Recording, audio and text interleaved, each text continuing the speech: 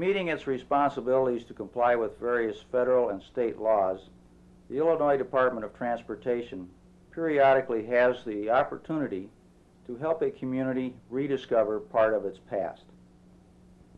The following program documents the discovery during the late summer of 1993 of the underground storage network for the Kun Brewery.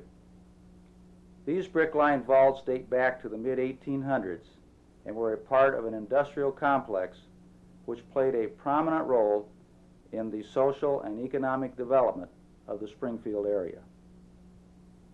The investigations which took place for this project are based on a very successful, ongoing cultural resource management program that has been in place for over 30 years. The procedures used exemplify the cooperation between IDOT, our contractors, other agencies, and local interest groups. The discovery of the underground chambers caught the imagination of the community and has served as the focus of several news accounts.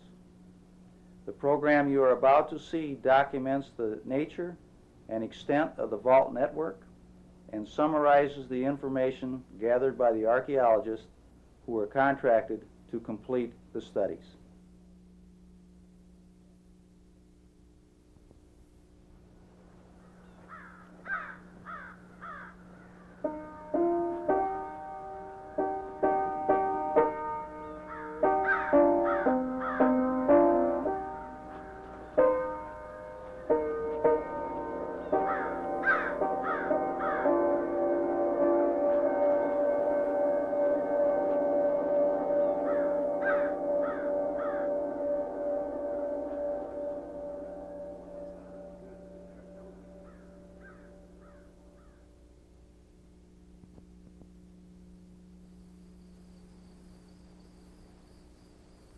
As they began to settle early 19th century Illinois, immigrants to the prairie often transplanted the businesses and trades of their homelands to the developing frontier communities. Many German immigrants brought with them the traditions of brewing beer. Beginning in the 1840s, several small breweries began operating in the young city of Springfield. The only brewery of this era to survive into the 20th century was the Reich Brewing Company, which produced varieties of beer into the 1960s. Because Reich's early competition had long since faded away, other early companies were almost completely forgotten. In the summer of 1993, a relic of the brewing past reappeared in the form of a gaping hole found during street widening on the city's northwest side. The opening, a deep vertical shaft, led to a series of subterranean stone and brick chambers.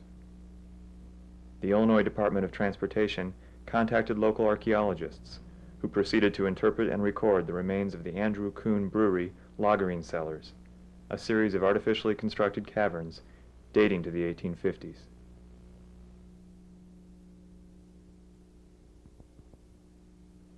Andrew Kun arrived in Springfield from St. Louis in 1854. At that point in time, he rented the Franz Reich Brewery from Reich and brewed for a couple years. It was during those years that Prohibition was ongoing, and even though Prohibition was ongoing, Kun was successful in the continual operation of a brewery. He was so successful that in '56 he built the Kun Brewery, his own brewery. It's the one that we identified archaeologically, and he operated that brewery successfully for the rest of the 1850s and into the early 1860s. Unfortunately for him, he died in 1863. Andrew's widow, Rosa, married another brewer by the name of Robert Rudolph. Together, Robert and Rosa managed the Kun Brewery for several more years. At that time, it's referred to as the Rudolph Brewery. Rudolph was somewhat successful in a manner speaking, and constructed in Springfield a large opera house as well as a Victorian mansion. The mansion was located just across the street, Walnut Street, from the brewery itself. Robert was not to last long in the brewery business himself. He died in 1868, only a few years after he had married Rosa. And when he died, he was in debt up to his eyebrows, and Rosa lost pretty much everything except for the brewery proper. Shortly after the death of Robert Rudolph, lo and behold, Rosa married yet another brewer at the plant, this time a man by the name of Moritz K. Dell. And Moritz and Rosa managed the brewery for a few more years, and by the late 1870s, it looks like the brewery no longer is functioning as a brewery. Moritz dies in the late 1870s, and Rosa stays at the brewery property through the mid-1880s and finally moves off-site to a new location and dies in 1911. Prior to the advent of electrical refrigeration, underground chambers provided the cool temperatures necessary for the aging or lagering of beer brewed in above-ground buildings. Although the Kun Brewery had been demolished by the turn of the century, the cellars were left in place. Sealed over for decades, they were largely forgotten. Gradually, new homes were constructed over the former brewery site. The cellars, still lying 25 feet below, did not remain completely silent. As portions of the subterranean structure began to weaken and collapse, mysterious sinkholes began to appear in the driveways and backyards above. Well, first thing I remember is that hole in the back of her yard over there, Mrs. Burris's yard, when they started filling that in. That was in, I guess, the early 70s probably. And they put all kinds of rock and I don't know how many truckloads of stuff they put in there. And my son at first had put his fishing line down there and went down. Do you have any idea how many feet? Well, it was 20 some odd feet at least, the fishing line went down. Yeah.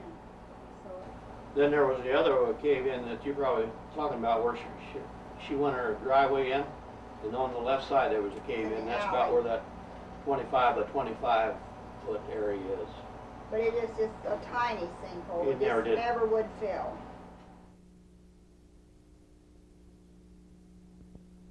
This is the base map, or a plan view of the project area as we left it. What had happened initially was the construction crews had uncovered a large sinkhole represented by this circular area here. It is that sinkhole that we entered the first cellar or cavern. We're inside the Kun's Brewery tunnel or cellar, and you have stone undressed, appears to be limestone, to approximately 5.5 feet with a domed, arched brickwork above that. The entire surface has been whitewashed.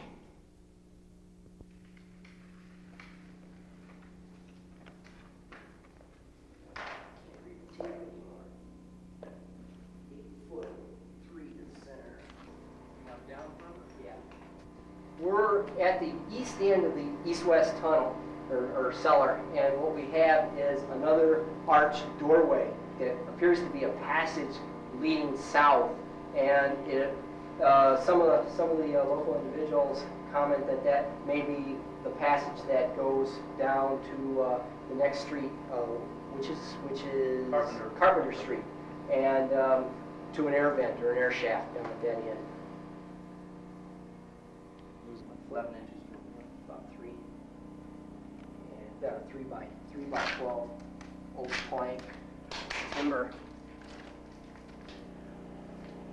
This is the center drain in the cellar, and the floor is dressed stone laid up. On each side of the cellar we have, you can see them here fairly well, approximately 3-inch by 12-inch oak timbers, 2 of them on each side. And those are probably remnants of racks for holding the beer barrels. Immediately in front of us is a filled-in dome of dirt that's all come in through the air vent that's up top over a small bowl.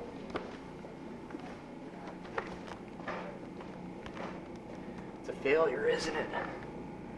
Yeah, somebody poked a hole through it inadvertently. What's on the other side? Oh, that's the other end then. Oh, that's nice.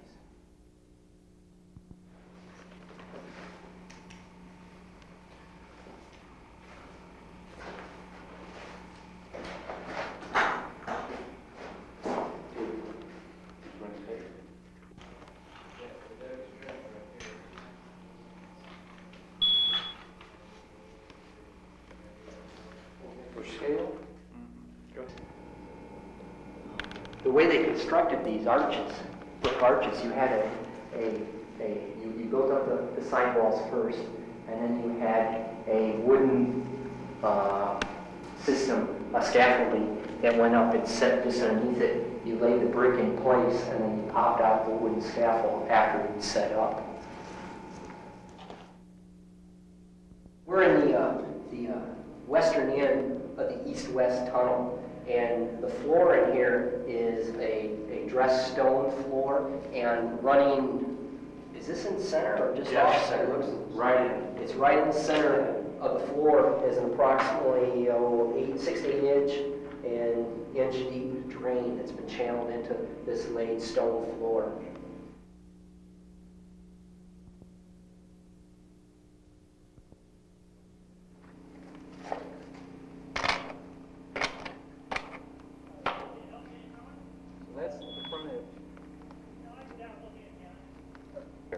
What we have is this little entranceway into a small hallway. It's about 3 foot wide, goes about 7 to 8 foot in length, and it appears to connect to either another tunnel similar to this one or some kind of structure. There is, it's all caved in and backfilled, but that is a filled tunnel or structural basin of some sort.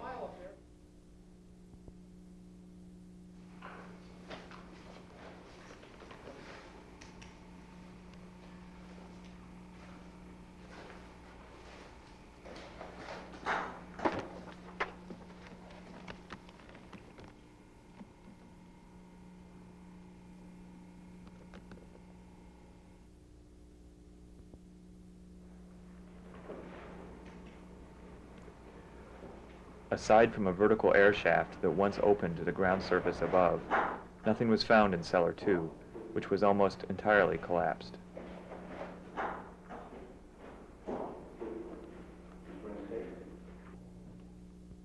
We're at the junction of the north-south and east-west tunnels, and what we have is clear evidence that the two tunnels were built at different episodes in time. It looks like the back tunnel, the north-south tunnel, one that fronts the alley, was later addition onto the original tunnel. Well, what the evidence we have for that is that there's a gap between the two episodes of brick construction right here, that you have two clear evidences of construction with a line, a brick line running up and down here.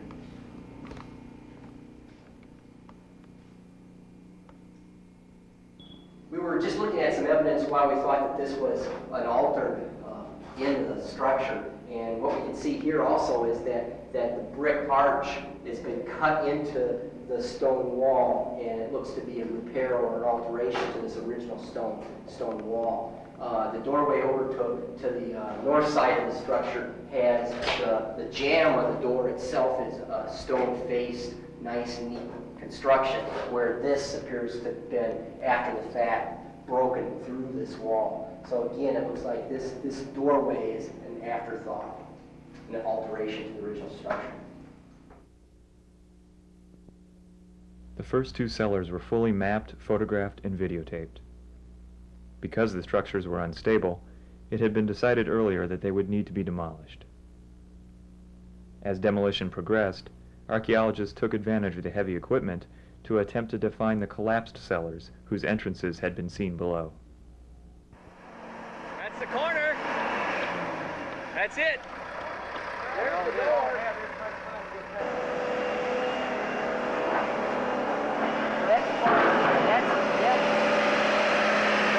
We had that small passageway heading off to the north off the initial cavern, and what we're trying to do is cut a trench to the north to see if there's another tunnel or cavern just to the north.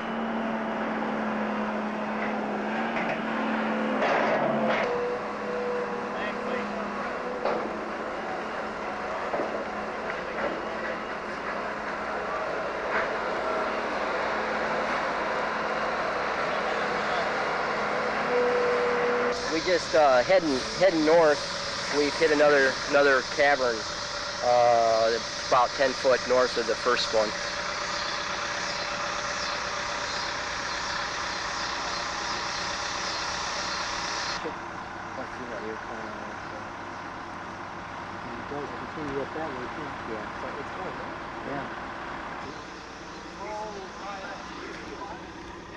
Right there is that broken line. Right in the middle. Oh, that's not a bottle, it's a brick. Brick.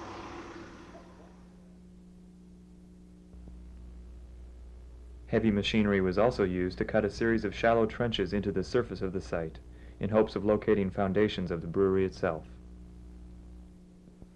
I'm at the very north end of our two north-south running cellars, deep cellars, and I appear to be at the location where those cellars join another large brick building.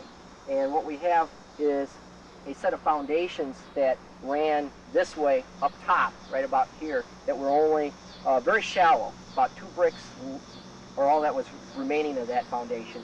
But it seems to have come and butted into this deeper foundation down here, so that this appears to be about the south wall of a large brick building. It's about 32 feet wide and 60-some feet in length.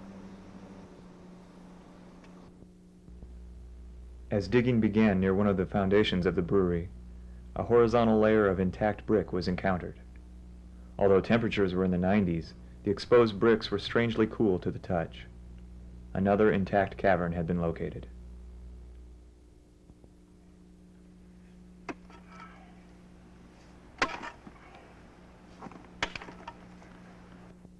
A video camera was lowered inside to provide the first look at what lay below.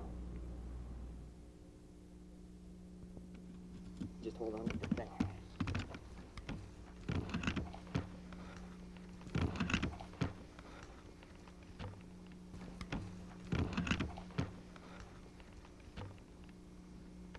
Okay.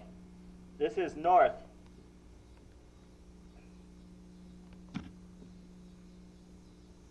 Okay. Training to the west.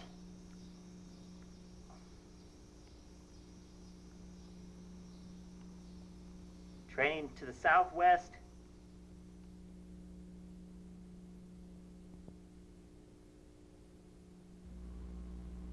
The new passage was in fact the northern end of Tunnel 3, seen earlier from above.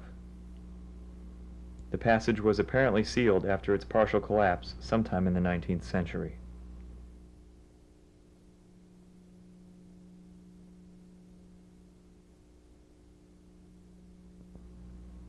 Mapping efforts began again, first requiring a fan to blow fresh air and oxygen into the long sealed passages. This is the very far northern end of our tunnel system, and it appears to be underneath what would have been the brewery proper itself. And what we have is a small chamber that has a much shorter ceiling height than the main cellars. It's a little bit foreshortened here because this is all fill. It's probably, I'm just guessing, but still about 8 foot high here, I bet, originally. And it abruptly ends. This is the north end, and it's the same stone work on the bottom, capped with brick vaulted ceiling. But then there is a tunnel, a passageway that leads to the west at this point. That passageway is very much filled in with debris. There is turn-of-the-century debris on it. Gas, kerosene lamp fronds, ceramics, bottles, and such. turn of the century, 1905 to 15 era. Debris that probably was thrown in with the collapse, probably when they graded and put the alley in. And then this area was platted, that subdivision up top put in 1904.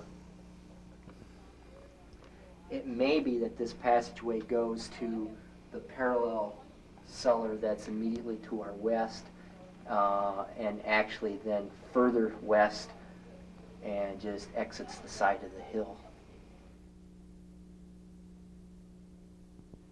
It's of interest here, what we have is a fragment of a board that's been attached to the brick wall using machine cut nails. The area immediately up top is a blackened surface that may be soot or lamp black coming off of kerosene chimneys. So what might be happening here is that we're coming in the entranceway, and at the entrance we have a small shelf or some way that you attach a light, a kerosene lamp.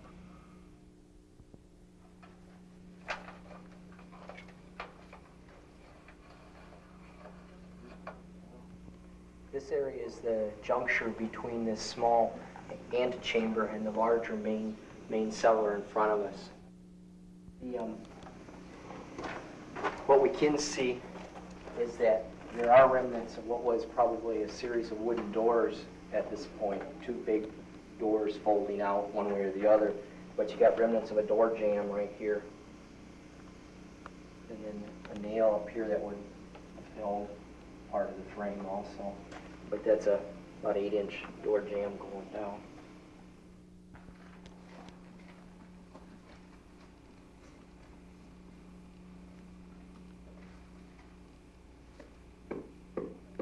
The other day when we came down on the south end of a cavern, we're now on the north end of that same cavern, and that this is the collapsed center of that one cavern that we were in, or coming down upon. We weren't actually in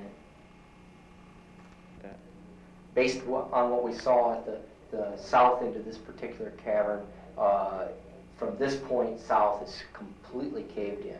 It's totally collapsed.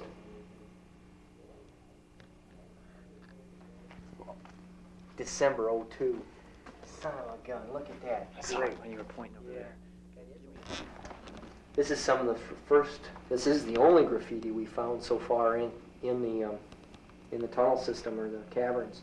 And it appears to be a GM in December 7th, and I think it says '02. So on December 7th, 1902, somebody was running around in here.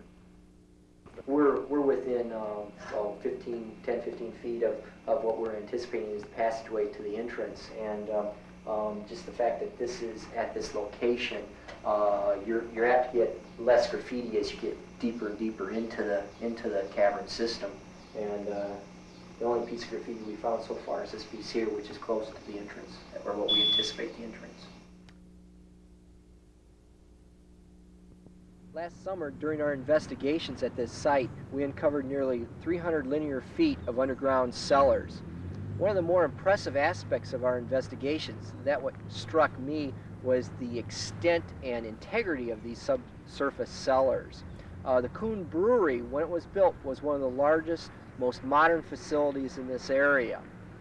Shortly after it was constructed in the 1850s, the local newspaper noted that it had cost over $41,000 to build, and that the construction firm had used over 700,000 brick to construct the facility. The same newspaper noted that there were over 100 casks of beer in the cellars below the surface. For a time, this was the largest and most elaborate brewery in the region, certainly in the city of Springfield.